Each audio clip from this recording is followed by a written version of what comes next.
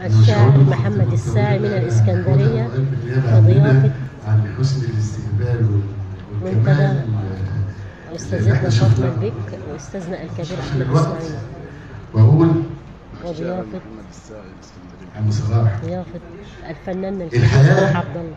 الحياة بتديك معارف تمشي وتتباهى بيها، بس صاحبي وهو عارف عندي بالدنيا وما فيها. ضحكة العمر وجماله، ضحكة العمر وجماله، فرحة الدنيا البراح. أحلى كلمة لما قالوا عندنا الأستاذ صلاح.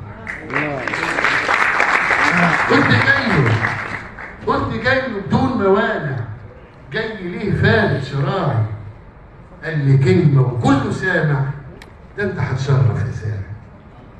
الشرف لينا بوجودك، الشرف لينا بوجودك، بينا نجم في ليل ينور، والمكان زال ورودك، والجمال سبحان مصور.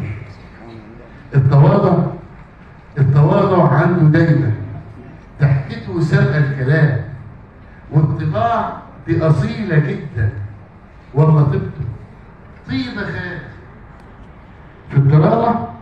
في الدراما قالوا ناصر